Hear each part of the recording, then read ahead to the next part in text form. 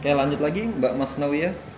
Tadi kan ngomong-ngomong tentang cyberbullying. Sekarang hate speech atau ujaran kebencian. Apa pernah ada di Berau? Hate speech ya, Ujaran kebencian. menggunakan UU ITE ya. Iya. Ada pernah, tapi pelakunya dewasa Dewasa ya. Dewasa. Betul, itu pernah terjadi. Nah, itu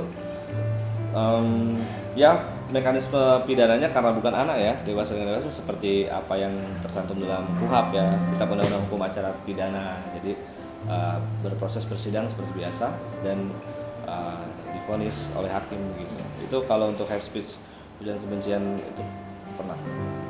Jadi sobat Adiaksa, kalau hate speech itu kan kalau di KUHP memang sudah ada aturannya kan di pasal 310 ya. Ya. Project ya. Ya. Pasal 310 KUHP ya. Kalau di UTE itu pasal 27 ayat 3 kalau nggak salah. 27 ayat 3. Ya. Ya, Penghinaan dan 27. Iya. Ya, penghinaan Itu. pencemaran nama baik. Itu semua udah ada aturannya maupun di leg spesialisnya maupun di leg generalisnya, semua itu ada aturannya deh. Makanya sobat Adiaksa berhati-hatilah Menggunakan memainkan media sosial. jarimu itu loh. Itu jangan awalnya dari sampai jari, betul. jangan sampai kalau dulu orang bilang mulutmu harimaumu, sekarang Betul. jarimu harimaumu. Betul sekali. Jangan sampai kalian terkecoh dengan jari-jarimu. Gunakanlah akalmu sebelum gunakan jarimu. Walaupun sudah dihapus gitu ya, pasti ada orang aja yang Jejak screenshot. digital itu tidak Ya. akan terhapus sampai kapanpun. Ya, Nggak akan bisa teman-teman. Tidak akan bisa jejak digital itu terhapus oleh Harus berhati-hati. kapanpun. Iya, harus berhati-hati. Oke, lanjut lagi. Mungkin Mbak Masnawiyah aja lanjut lagi. Dari @dainonisius, bagaimana tanggapan mas-mas dari kejaksaan mengenai fenomena saling sindir di media sosial? Sindir. Saling sindir itu biasanya karena adanya ini ya, apa namanya, nyinyir gitu kan. Sekarang kan lagi musim kan, Ya. julid, Ya. saling membicarakan di belakang. Sebenarnya itu apa ya, kurang, kalau menurut saya, kalau saya bilang bro, itu ada kurang kedewasaan. Ya. Makanya dari kurang kedewasaan itu kadang-kadang banyak menimbulkan hal-hal yang melanggar hukum. Dari nyinyir apa segala macam, ujung-ujungnya nanti dia berjumpa di satu tempat, ketemuan yuk kita yuk. Mau kamu apa sih? Berantem lah sudah ya kan. Ya. Hantam-hantaman di lapangan pemuda sana kan. Iya. Tanding gitu loh, adu tanding gitu kan. Ya. Terus pukul-pukulan, jambak-jambakan. Naudzubillah min dzalik, semoga di Bro tidak ada yang begitu-begitu, ya kan?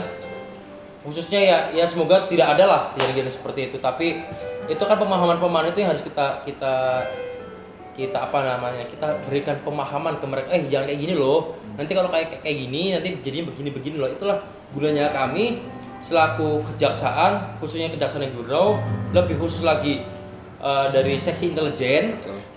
Itu ada program kan tadi saya bilang Jaksa Menyapa, itu lebih apa ya, lebih mengedukasi ke para apa namanya, para pelajar-pelajar itu kan. Mungkin sekarang kalau dulu eranya kita memberikan Jaksa Menyapa itu datang ke Jaksa masuk sekolah ya. maaf, Jaksa masuk sekolah, kita datang ke sekolah, Ya. memberikan seminar dan segala macam. Itu menurut saya kan belum approach banget gitu ya ke anak-anak. Jadi kita lebih ke arah bagaimana sih caranya sih supaya anak-anak itu lebih paham. Itulah dengan cara-cara seperti ini, anak-anak sekarang lebih milenial, lebih lagi iseng-iseng sore-sore, apa sih, ada YouTube apa, ada TikTok apa, atau media sosial apa, itulah. Lebih Jadi mengenal. apalagi semenjak pandemi gini kan kita nggak bisa tatap muka kan, Betul. Ya, bro. nggak bisa, susah. Kita sudah tatap muka kan. Ini aja perlu kalian ketahui, sobat Ariasa. Jadi acara yang kita adakan sekarang ini sudah dilalui dengan swab test antigen. Jadi alhamdulillah dari keempat kami, 5 dengan pemandu musik ini, kami sudah melakukan tes swab antigen yang hasilnya non reaktif pastinya dong. Ya. Tapi setelah acara ini pasti kita pakai lagi 5M, jangan lupa. Nah, Betul. Itu tadi ya, mungkin mau ditambahkan juga bahwasanya seperti bully, terus julid tadi itu adalah awal cikal bakal bisa berpotensi untuk terjadinya tindak pidana begitu. Mungkin kalau pidananya belum pernah terjadi, tapi itulah cikal bakal terjadinya potensi tindak pidana. Betul. Begitu. betul. Lebih baik mencegah kan. Mencegah daripada mengobati ya teman-teman. Betul. Bener. Gimana? Oke. Kita lanjut lagi ya. Oke. Ini dari XBBXYRA. Nah, itu susah namanya. banget itu. Second account betul. Iya. Apakah perilaku stalking atau menggali identitas seseorang melalui media sosial termasuk perbuatan ilegal? Mungkin ini lebih ke yang mantau-mantau gitu. Mungkin bisa jadi hacker. Stalking ya? Stalking. Stalker. Penguntit lah. Penguntit Gitu. Ya. Itu Kalau hanya dia kepo-kepo, ih IG-nya apa sih? Ih dia udah punya pacar belum ya? Ih apa sih nama anunya sih? Itu nggak masalah. Tapi kalau dia sudah sampai ke ranah membongkar ID dari akun itu, istilahnya hack ya, Ya. meretas itu sudah menjadi satu tindak pidana. Betul. Dia sudah menyalahi aturan bahwasanya satu akun itu tidak bisa diretas oleh yang bukan pemiliknya. Jadi katakanlah keponya maksimal nih, wah aku pengen tahu nih, pengen ngehack nih segala macamnya, itu sudah masuk ke ranah undang-undang ITE, informasi transaksi elektronik. Ya. Jadi itu hal yang sangat melanggar. Jangan sekali-kali menjadi hacker Ya. atau kepo maksimal. Kepo maksimal. Kemal. Iya, Kepo ya. maksimal. Apalagi sampai misalnya mengcloning ya. Ya kalau mungkin diizinkan sama pacarnya, bisa orang pacaran tuh kan. Iya. Pacarnya punya WA akun juga dari temannya kan.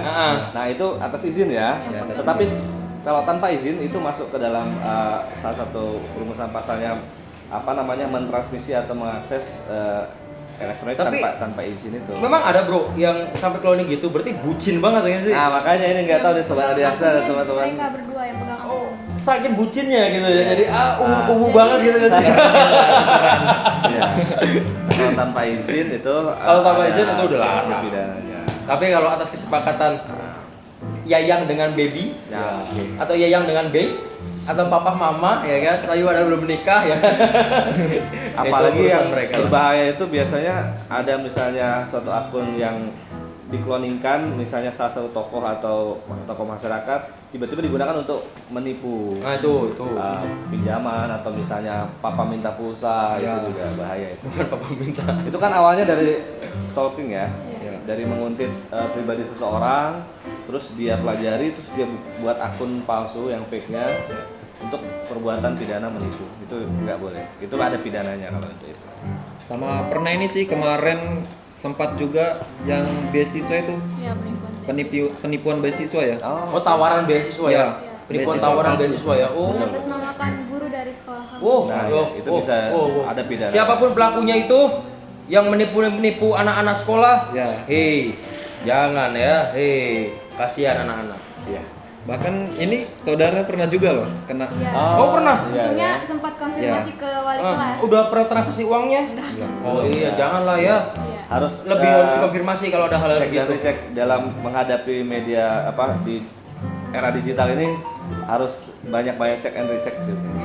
Karena itu kan terjadi juga karena kebocoran data sebenarnya. Betul. Awalnya dari situ, dari stalking, terus dia copy profilingnya orang, Iya. terus dia lakukan cloning gitu. Nomor HP sembarangan juga ditaruh di bio Instagram juga. Nah, itulah. Janganlah, maksudnya yang berkaitan, cukuplah konten pribadi kita seperti foto atau video itu yang disebarkan, tapi kalau sudah ke yang private banget, kayak nomor handphone, alamat dan segala macamnya, saya rasa janganlah. Untuk menghindari hal-hal yang kurang baik. Barangkali kalian punya fans ya kan, atau secret admirer, Atau haters misalnya. atau haters mungkin, Nah, ya. kalian dikirimin kue isi jengkol, Masih mending isi jengkol ya ya. kan, atau apa kita nggak tahu. Nah itulah sobat Adiaksa. Oke, ini pertanyaan terakhir penutup. Oh, wow. Ya. Biasanya bombastik nih dan sulit dijawab. Dari ini nama sisa juga @han_a. Apakah perilaku bukan ini tadi ya. Nah, mengenai perilaku gosip dalam suatu grup termasuk pencemaran nama baik, mungkin orang yang digosipin gak suka atau gimana? Termasuk dalam tindak pidana atau gimana? Kalau saya sih selagi tidak menurunkan martabat ya nggak sih Ya. Bro? Ya. Karena kalau dalam kualifikasi pasal 310 dan 27 ayat 3 itu kan harkat dan martabat ya yang dia sasar itu kan. Dan itu tidak boleh diwakilkan juga. Jadi memang si personnya ini yang harus melapor ya memang dia merasa harkat dan martabatnya diserang ya, menyerang itu. Jadi Serang memang harkat martabatnya. Jadi kalau misalkan kamu kok ganteng gitu sih. Kan biasanya di WA grup ada nyinyirnya gitu. Tapi kalau memang itu sebenarnya bisa diselesaikan secara perdamaian, keluarga. itu lebih baik karena hukum itu bukan alat untuk membalas. Ya. Hukum itu diciptakan bukan sebagai alat pemuas seseorang, bukan alat membalas seseorang, bukan. Hukum itu diciptakan untuk keadilan, kepastian, dan kemanfaatan. Yap. Tapi jangan pernah menggunakan hukum menjadi alat pembalasan. Gitu ya, Bro? Betul. Karena memang pidana itu kan memang ultimum remedium ya. Betul. Sebetulnya. Jadi mekanisme bahkan sekarang ini dari Kejaksaan Agung sendiri juga ada yang namanya restoratif justice ya. Betul. Baru. Nah itu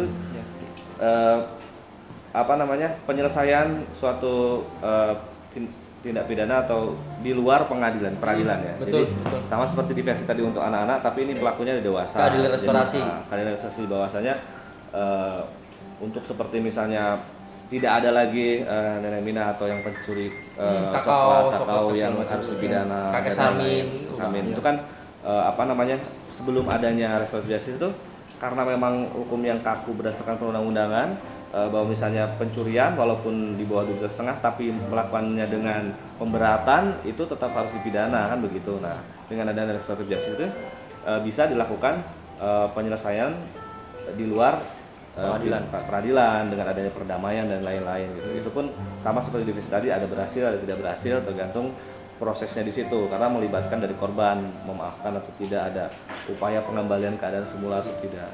Karena memang itu. Dan perlu kalian ingat, Kejaksaan Negeri Baru itu pernah loh Dek melaksanakan restoratif justice. Ya, betul. Kalian tahu nggak siapa jaksanya waktu itu? Oh iya.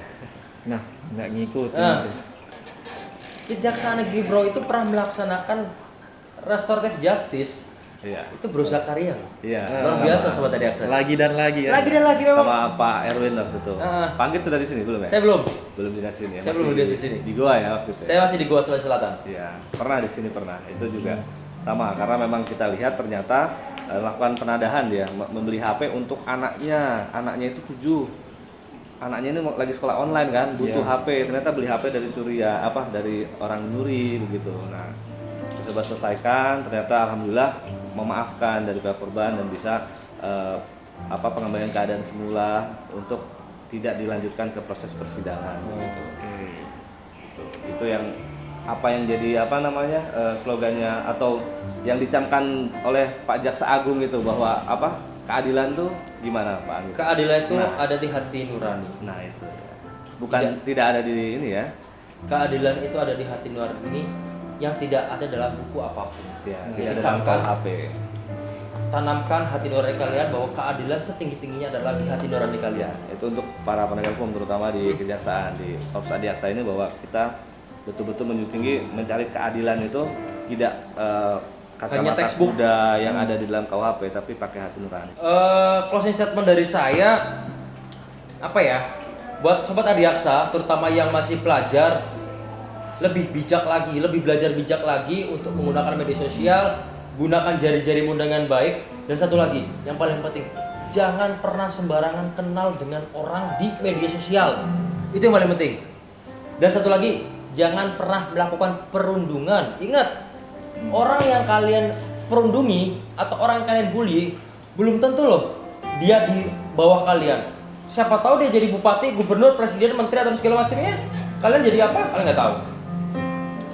Itulah pesan penting dari saya. Kalau saya mungkin itu tadi mengutip dari kata-katanya Bro Anggit tuh jarimu harimaumu sekarang ini. Jadi bukan lagi mulutmu harimaumu tapi jarimu harimaumu. Jadi berpikir dulu sebelum mengetik, bukan lagi berpikir sebelum berbicara, tapi berpikir sebelum mengetik itu penting.